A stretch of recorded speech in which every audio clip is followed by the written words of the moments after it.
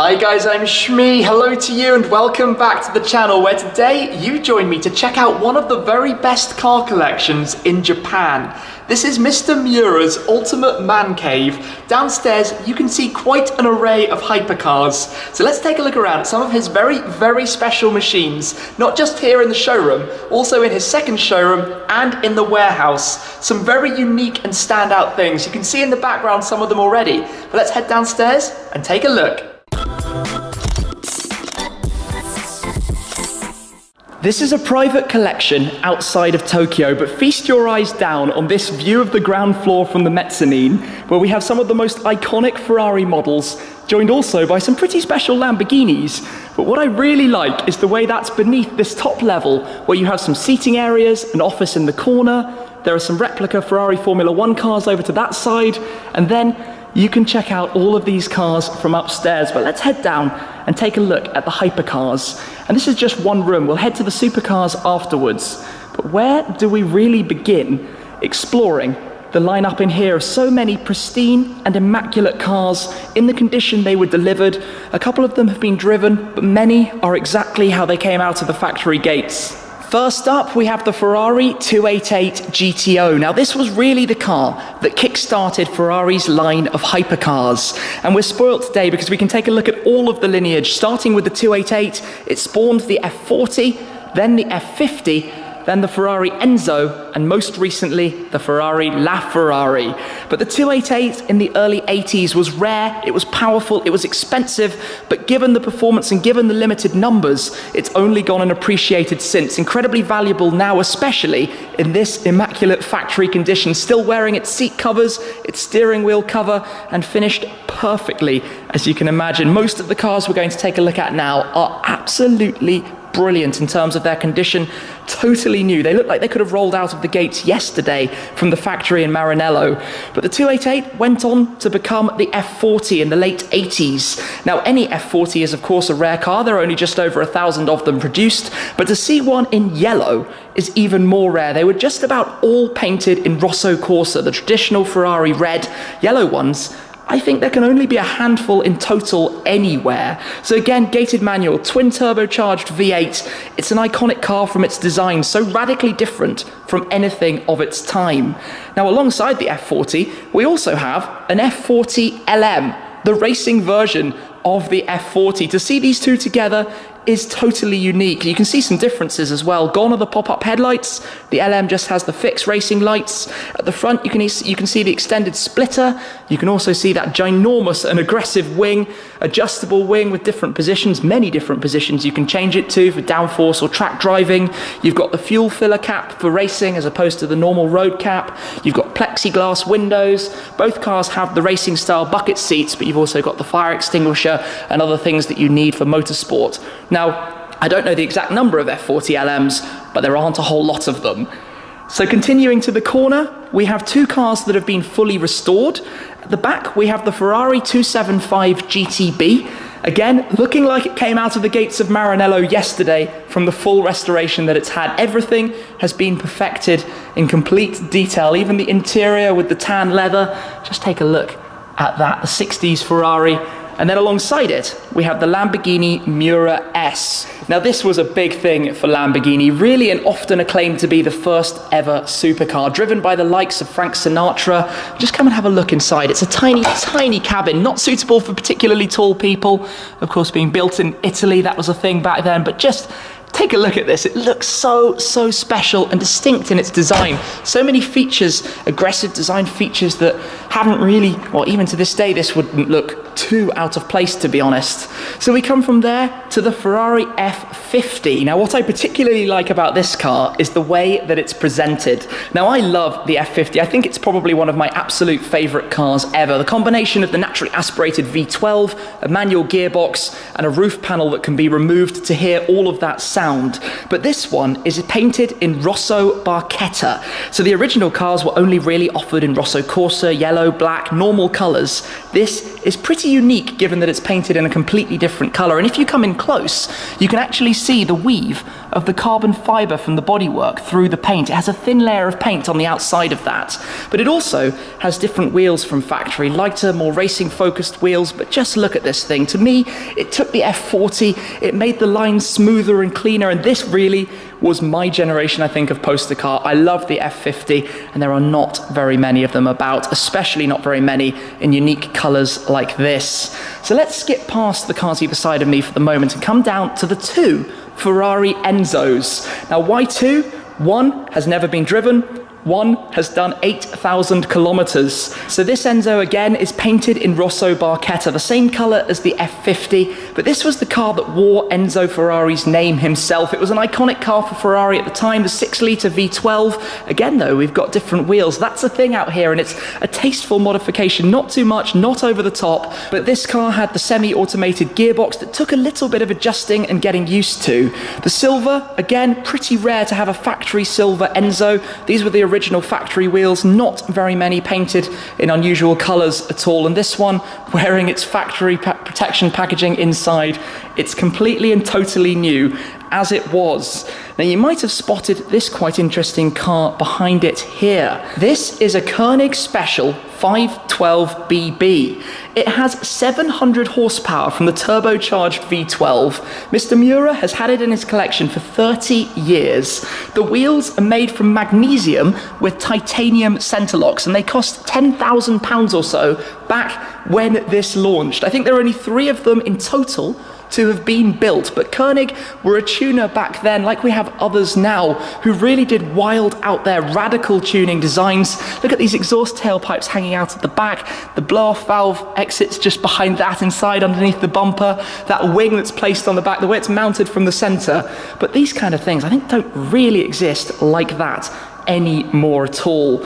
So spinning back round, the two cars we haven't talked about, we have the Lamborghini Reventon, but let's come to the LaFerrari first, the latest in that Ferrari lineage. You're probably familiar with it as their first hybrid hypercar from Ferrari. It mated the 6.3-litre V12 with a KERS system for a total of 963 horsepower, which is an absolutely absurd number. And to be honest, when you're thinking about the performance of what this car could do, you can only imagine what the future is going to be like. It's about to get even crazier. It has this active rear wing which tucks back in, but basically this panel slides out and comes up to act as an air brake and vary its angle for different levels of downforce depending how it's being driven. But the car is sleek, the seats are bolted into the carbon fiber tub, the mirrors hang out on insect-like arms. We've got, on this car, satin carbon fiber for all the roof sections, which was a pretty rare option. In fact, I think only maybe 50 of the 500 actually even had that to start with. So again, a rare LaFerrari. And then alongside that, we have one of the rarest Lamborghinis, the Lamborghini Reventon Coupe. So the Reventon was introduced as the first of Lamborghini's one-offs. It's gone on now to create other models like the Veneno and the Centenario, but there were 20 coupes, and then they made 15 roadsters. So not a whole lot of them. And this one, well, they were all painted in this satin grey, menacing to go with the looks, to go with the styling, the carbon fibre of the wheels that you could only get on this car. You couldn't get those wheels from Lamborghini any other way. The design at the front, based, well, similar to the Murcielago on which it was based, but with much more aggression. The shapes all inspired by fighter jet kind of designs, as you can tell just from the aggression and everything that it's about. Again, back here, 6.5-litre V12, naturally aspirated, and if we open it up, I think it will beep just because it's on a trickle charger for the moment. Again, inside, completely immaculate, factory fresh, as it came from Lamborghini. So what a room this is with all of these cars, but these are just the hypercars. Let's head on through and take a look at some of the supercars in the collection too. Welcome in here then, where again we have many special editions and rare versions of the cars that are in front of us, starting right with these two at the front. So on the right, we have the Lamborghini Gallardo Squadra Corsa. Now, throughout the lifetime of the Lambo Gallardo, they made tons of different variations, but the Squadra Corsa was the very final one, and they only made 50 of them in total. To be honest, outside of motor shows, I'm not sure I've ever actually seen one. The main differences are having the race car wing and also the race car rear deck with the quick release latches, but it was based on the 570 horsepower Superleggera, just the facelifted version to finally conclude the life lifespan of that model before the Huracan launched. Now, alongside that, we have a Nissan GTR, but again, not just any GTR. This is the Nismo N-Attack package. So you can already get the Nismo GTR, but this version is with the full upgrades that were available for the car that raced and set a lap time at the Nordschleife. So it has new bodywork, for example, with this part here to direct air around the door mirror. It has a larger and more aggressive rear wing, and you can see right here, Nismo N-Attack package with the lap time of 7 minutes, 8 seconds, 0.679. So that's quite a rare and hard to get hold of thing, quite an exclusive car. Then in front of that, we have the Ferrari 599 GTO, only 599 built. Again, a naturally aspirated V12 making a tremendous sound with the F1 gearbox, 660 horsepower or so. Rare, special, a car I only drove for the first time quite recently and absolutely loved it. Then alongside that, we have Lamborghini's V12 sibling from a similar period. This was the first generation of the Lamborghini LP700-4 Aventador. The design, well, it was pretty radical, right? It had to be to carry on from the Murcielago before it. The Aventador, well, it speaks for itself. If we continue back, we have a Ferrari Testarossa next to a Ferrari 512 TR. Now, I've regularly found it quite hard to actually tell the difference between these two, so for me, it is great to see the differences in the lights and the lower bumper at the front to work out how they actually differ, but also with their seat protectors, all brand new.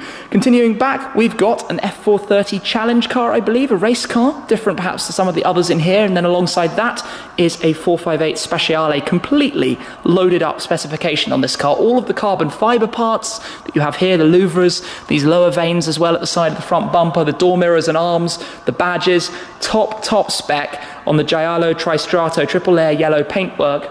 And then behind, we have some fairly interesting cars. So firstly, the two Countachs here, iconic wedge shape of the Lamborghini Countach. This is the normal, or the regular production model of the car. That is a prototype of the Countach. So that is what it was originally designed as, not a production model of the car at all. So it has these louvres that I guess maybe open up or are hidden away there. It's quite similar in terms of shape, but things about it that are different from the production spec. And then here we have the Countach 5000 Quattro Valvole, so an upgraded version that came slightly later on. In the corner beside those is a Jaguar XJR15. Now that came out before the XJ220. There are literally not very many of them. Is it 10? Is it 15? It's something like that. A handful out and about. So cool to be able to see it, but clearly designed very much motorsport ethos, high speed, that kind of styling. And then tucked in the corner over there is a 512 BB. But lots of these, all, like I said, totally pristine, brand new, and preserved and kept for the future. A very, very special collection. And we've only seen so far the hypercars, and now this supercar room. So there is actually more for us to go and check out as well, if this wasn't already enough. It's a big thanks to Mr. Mura, because being able to see all of this is really, really special. And to wrap things up, this was what was often called the Lamborghini Formula One car, the Team Modena 1991 F1 car. There are only two. It took part in 16 races. This was car number one. Car number two is with Lamborghini themselves, but a proper Formula One car, and a particularly rare Formula One car as well at that to boot. Very, very nice to see. I had no idea that even existed. To be honest, I wasn't even too aware of Lamborghini racing in Formula One, but their ties to the manufacturer, or to the Modena team, of course, Lamborghini name worn at the side, makes it really quite special. Maybe one day we'll see them back doing that kind of thing again. And then next to that is a very, very nice Espada undercover, just keeping protected here in another garage. I'd also like to say a quick thank you to this man, Steve's POV. You're very welcome, my friend. Thank you very much. Steve runs a channel in Japanese, but introduced me to Mr. Mura and made it possible to come down today. I hope you enjoyed your time here. Oh yes, absolutely awesome time. Thank you very much. You're very welcome. Nice to meet you, man. And there we have it then. What a special collection to take a look around. The hypercars from the three Rosso Barchetta cars, the F50, the Enzo and the LaFerrari, to some of the Lamborghinis, the Reventon, the Miura S. What an amazing collection. What a beautiful way to present it in that modern, clean, tidy environment. In fact, that's what so much of Japan has been like for me during this visit. Such a lovely, welcoming, hospitable country, and I've really enjoyed it. We went out for lunch as well and experienced some of the local cuisine, which was a bit far out for me perhaps, but nonetheless still an experience to be out here. So I hope you've enjoyed the video. A big thanks to Mr. Mura for the opportunity to take a look around, and also to Steve's POV for introducing me to so many people out here. So thank you very much as always for watching, guys. I appreciate your support. That's it for this time though. I'll catch up with you again very soon. Cheers.